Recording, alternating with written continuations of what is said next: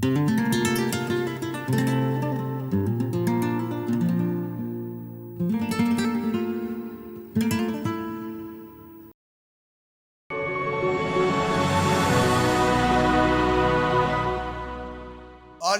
இயேசு கிறிஸ்துவினுடைய நாமத்தினாலே உங்கள் அனைவருக்கும் எங்களுடைய அன்பின் வாழ்த்துக்கள்.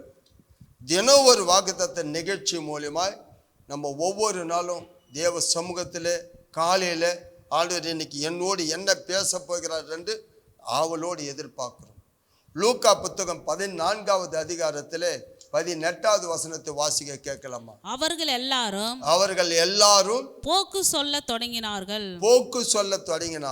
ஒருவன் ஒரு வயலை கொண்டே நான் அகத்தியமாய் போய் அதை பார்க்க வேண்டும், என்னை மன்னிக்கும்படி வேண்டிக் கொள்கிறேன் என்றான். எல்லாம் கவனிங்க. இந்த 18வது வசனத்திலிருந்து 21 வரைக்கும் நிறைய காரியங்களை பார்க்கும்போது அழைக்கப்பட்டவர்கள். இன்னைக்கு என்ன தலைப்புன்னு கேட்டேன்னா சாக்கு போக்கு. இன்னைக்கு நாம நிறைய விஷயத்துல சாக்கு போக்கு சொல்றோம். இன்னைக்கு அழைக்கப்பட்டவர்கள் நான் நிலத்தை கொண்டேன், புரியுதுங்களா, மாட்டை பிடித்தேன், திருமணம் நடந்தது, என்னால் வர முடியாது. இன்னைக்கு நிறைய பேர் இன்னைக்கு நாடு இருக்கிற நிலைமை என்ன, நம்ம வாழ்ந்து கொண்டு இருக்கிற காலம் என்ன, கொள்ளை நோய்களும் கொலைகளும் கொள்ளைகளும் ஆபத்துகளும் விபத்துகளும் இப்படியாப்பட்ட நாட்களில் அழைக்கப்பட்ட நாம் எதுக்காக ஆண்டவர் நம்மை அழைத்தார்? நமக்குள்ள என்ன பாரத்தை வைத்து இருக்கிறார்? இவங்க சாக்கு போக்கு சொல்றாங்க. ஏன்னு கேட்டேன்னா, எங்களுக்கு இன்னைக்கு பார்த்தீங்கன்னா நிறைய நான் பார்த்துட்டேன். வறுமையில் கஷ்டத்தில் நெருக்கத்தில் இருக்கும் போது உண்மையாக எங்கள் ஊழியத்தின் பாதையில் எப்போ பாரு இங்கே தான் இருப்பாங்க, எப்போ பாரு சுற்றி சுற்றி வருவாங்க.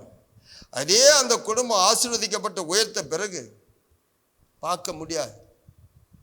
எப்பாவது அவங்கள ஒரு முறை பார்க்கும்போது அவங்க ஏதாவது ஒரு சாக்கு சொல்லுவாங்க.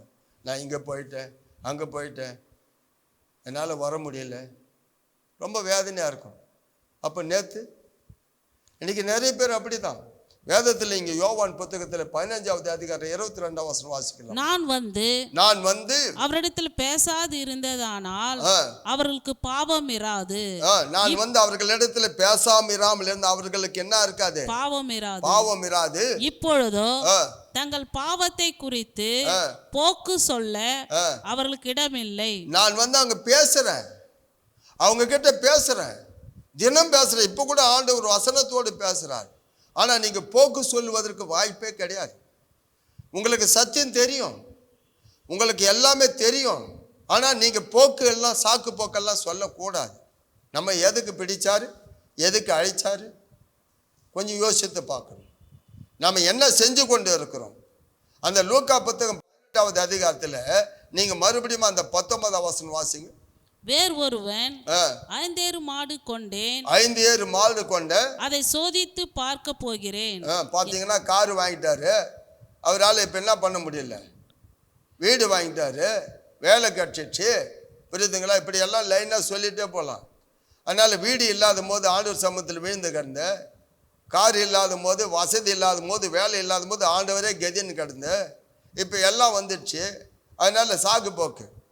மீட்டிங் வர மாட்டாங்க, ஆலயத்துக்கு வர மாட்டாங்க, பைபிள் படிக்க மாட்டாங்க, ஜெபம் பண்ண மாட்டாங்க. கேட்டால் பிரதர் நான் ரொம்ப பிஸி, எனக்கு டைமே இல்லை. டைமே இல்லையா? ஒரு நாள் வரும், ஒரு நாள் ஆண்டவர் உன்னை தொடுவார், அப்போ வருத்தப்படுவேன், அப்போ ரொம்ப வருத்தப்படுவேன். ரோமர் புத்தகம் 1வது அதிகாரம் 20ஆம் வசனம் வாசிங்க. எப்படி என்றால் காணப்படாதவளாகிய அவருடைய நித்திய வல்லமை, தேவத்துவம் என்பவைகள் உண்டாக்கப்பட்டு இருக்கிறவைகளினாலே உலகம் உண்டான முதல் கொண்டு தெளிவாய் காணப்படும். ஆதலால் அவர்கள் போக்கு சொல்ல இடமில்லை. கண்டிப்பா தெளிவா எல்லாமே வெளிப்படும். ஏ டு ஜட்டு வரைக்கும் எல்லாமே வெளிப்படும். நீ ஒன்னும் தப்பிக்கவே முடியாது. நானும் சரி நீயும் சரி, அங்கே இங்கே என்கிட்ட சொல்லலாம், என்கிட்ட சொல்லி தப்பிச்சுக்கலாம். நிறைய விஷயம் என்கிட்ட நிறைய சம்பவங்களை பார்த்து இருக்கிறேன். ஆனால் இங்கே தப்பிச்சுக்கலாம், இங்கே சாக்கு போக்கு சொல்லலாம். அவர்கிட்ட அந்த வசனம் சொல்லுது, அவர்கிட்ட தப்பிக்கவே முடியாதான், அங்கே சாக்கு போக்கு சொல்லவே முடியாதான். ஏன்னா நம்ம வந்து அப்படி தான் இப்போ நடந்துட்டு இருக்கிறோம்.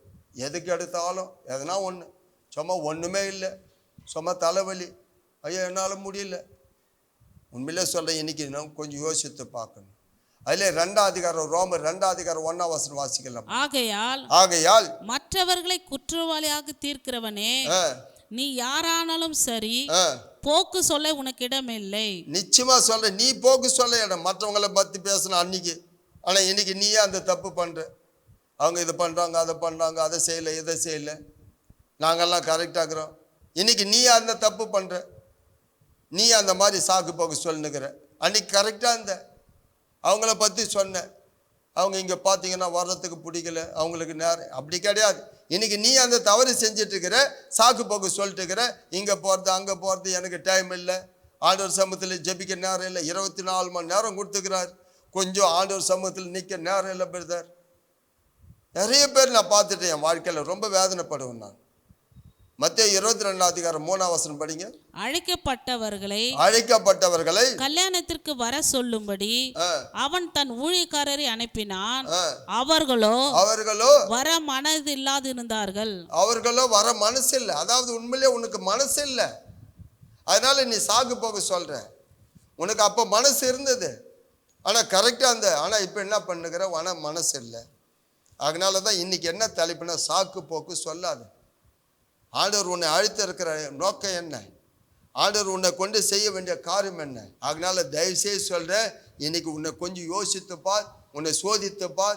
உன்னை மறுபடியும் ஆண்டவர் சமூகத்தில் உன்னை கொடுத்தது எல்லாமே அவருக்காக தான், உன்னை உயர்த்தினது அவருக்காக தான். அவருக்கு நீ உண்மையாக இருப்பு என்று நம்பிதான். ஆனால் இன்னைக்கு நீங்களும் நானும் நம்ம உலகத்தில் இருக்கிற வரைக்கும் அவருக்காக உண்மையாக இருப்போம், அவருடைய சித்தத்தை செய்து முடிப்போம். கண்கள் மூடி ஜெபிக்கலாம்.